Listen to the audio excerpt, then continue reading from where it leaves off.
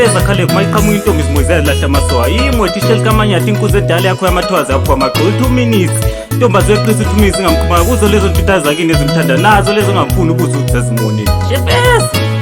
uyibhideni imnyama womlemethethe zemi zamadoda amfitshane wakithi njengoba zentele kade zabadenantele zabade nguchakase zangakhona inkwekwezi endele silimela lapho mayelelo ngendleleni endlovu lapho amakhozi abekelana utshani kude bosemakhalikhali bothi imnyakana botshaya ukutshela imithi amadoda bayethe mzilikazi kamachobana kamangelikazi tekalanga khala mfana